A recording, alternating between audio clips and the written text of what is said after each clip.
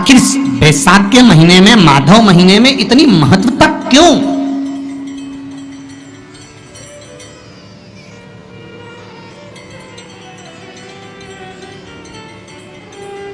बैसाख के महीने में पड़ने वाली एकादशी, चतुर्थी, प्रदोष, अमावस्या, पूर्णिमा, शिवरात्रि, ये सभी इतनी महत्वपूर्ण क्यों हो जाती है?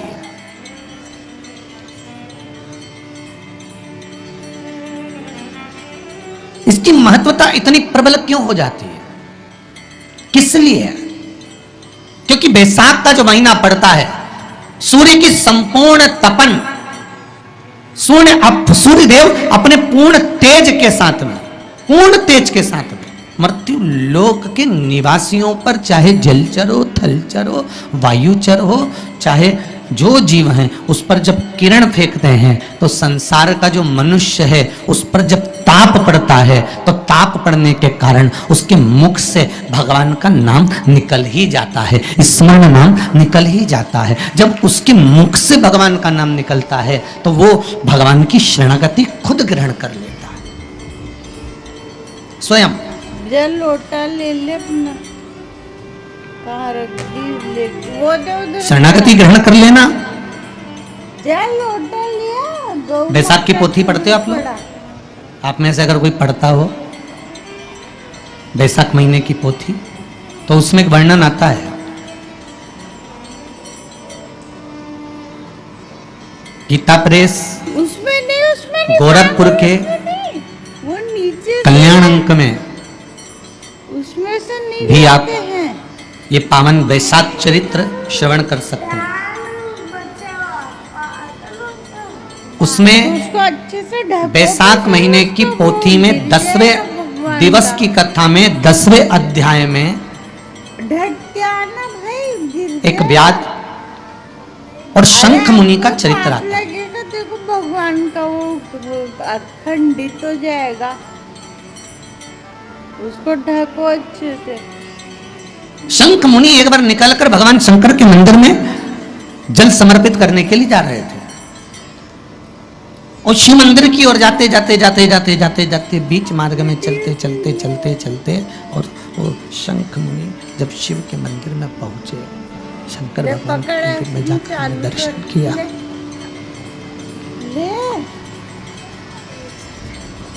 जल का पात्र उठाया और वो जल का पात्र उठाकर जब भगवान शिव को समर्पित कर रहे थे तो उसी समय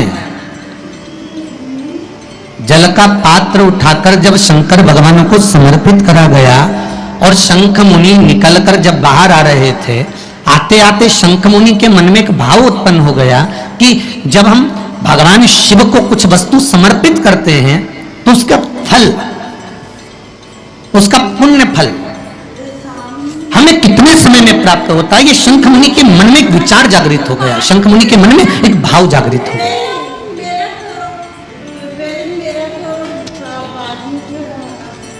कई माताएं पशुपति व्रत करती हैं, कई ऐसी माताएं हैं जिन्होंने 2-3 बार पशुपति व्रत कर लिए होंगे, दूसरे को बताया, उसने व्रत करा, उसका हो गया, उसको फायदा भी मिल गया, और ये 3 कर ली, उसके बाद भी कुछ ना कुछ रह गया। तो इसके मन में आया कि बताओ, मैं भी व्रत कर रही हूँ, ये भी व्रत कर रहा है, ये भी व्रत को सुन कर रहा है, मैं भी व्रत कर रही हूँ, आखिर बात समझ में नहीं आती। उसको लाभ मिल गया, मुझे लाभ नहीं मिला, उसको लाभ की अनुभूति हो गई, मुझे लाभ की अनुभूति नहीं हुई। तो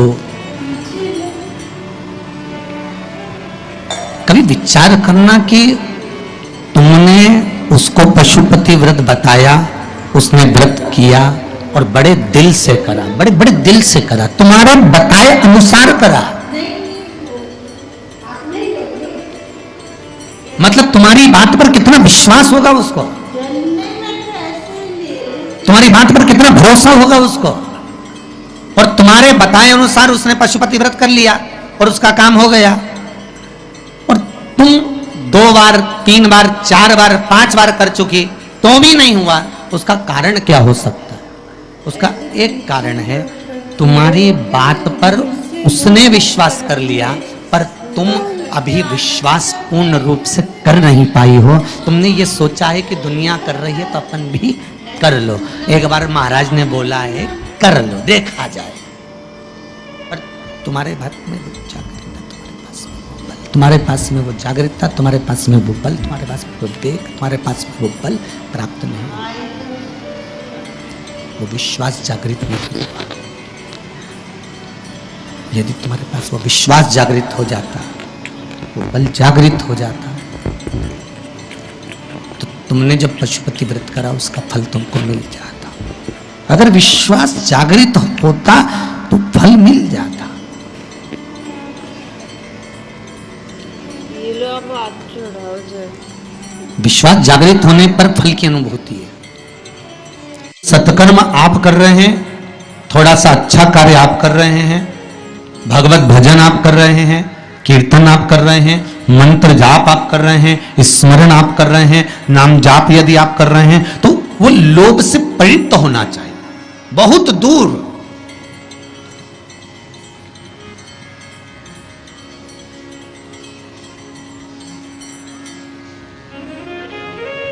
आपके भीतर वो उपजे ना।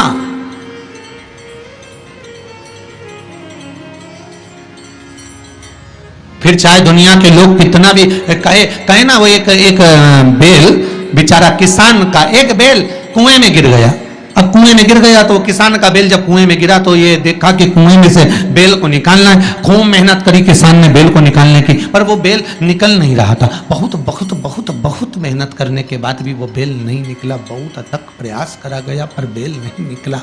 तब किसान ने फिर कहीं मशीन वाले से कहा होगा कि इस बेल को निकालना है। मशीन वाले ने कहा 25,000 रुपये लग जाएंगे, 20,000 रुपये लग जाएंगे। तो उसने सोचा 20,000 25,000 लग जाएगा तो इससे अच्छा है कि इसको पड़े ही रहने दो। बेल किसी काम का तो था नहीं, बूढ़ा हो गया था। अगर बेल बूढ़ा हो गया है तो इसी कुएं में पड़े रहने दो, मर जाएगा। इसी कुआं भी सूख गया है, इसमें कोई दिक्कत वाली बात नहीं, अपन कचरा पटकते जाएंगे, बेल को वहीं की वहीं दबा देंगे। गांव के लोगों से कह दिया मेरा बेल कुएं में गिर गया है और ये बूढ़ा हो गया था। एक काम करो, तुम्हारे गांव का जितना भी कचरा है ना, घर वाले वो सब लाकर इसमें डालते हैं ना, बेल मर जाएगा, धीरे धीरे उस पे मिट्टी डल जाएगी। गांव के लोगों ने कचरा लाकर डालना चालू करा। जैसे जैसे बेल के पास में कचरा पटकना प्रारंभ करा, बेल भी समझदार था। इधर कचरा पटकते तो इधर पांव रखकर खड़ा हो जाता, इधर पटकते तो इधर पांव रखकर खड़ा हो जाता। धीरे धीरे पूरा कुआं भराते चले गया और बेल कचरे पर पांव रखते रखते रखते रखते रखते रखते बाहर आ गया।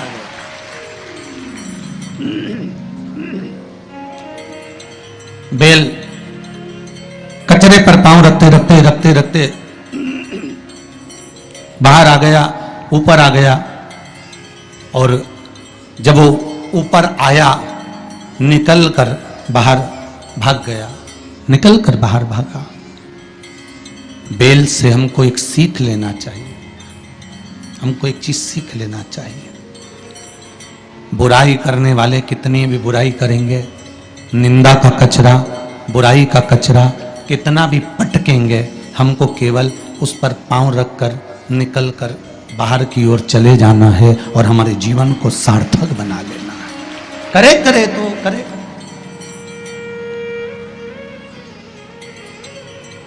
अब शब्द कहने वाला कहता रहे, ताने देने वाला देता रहे, गाली देने वाला देता रहे, अपनी शिव भक्ति, अपना स्मरण, शंकर का अनुमोदन होता रहे, बस इसका ध्यान रखना। बैसाख के महीने में 9वीं तिथि को माता जानकी का प्रागट्य हुआ है पृथ्वी से।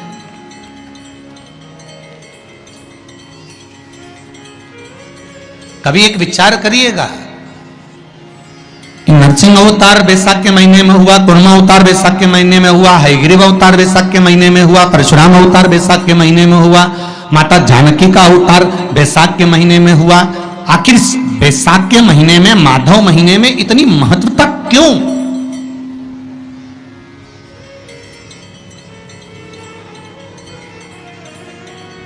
हर महीने की जो शिवरात्रि आती है मासिक शिवरात्रि जो आती है, आप 12 महीने का नियम बनाओ कि मैं 12 महीने की शिवरात्रि का व्रत करूं ना करूं। मैं शंकर के मंदिर में 12 महीने जो शिवरात्रि आती है उस शिवरात्रि का नियम लेती हूं कि शिवरात्रि के दिन मैं दिया लगाने 3 जगह पर जाऊंगी। पहला, बोलते जाओ जम के, बेलपत्री के नीचे। दूसरा, शंकर भगवान के मंदिर में या शिव मंदिर की चौखट पर। तीसरा, आंवले के वृक्ष के नीचे। ये 3 जगह पर आप प्रणाम कर कर, झोली पसार कर बाबा देवाधिदेव महादेव, माता लक्ष्मी और पार्वती के नाम से दिया लगाना प्रारंभ कर दीजिए।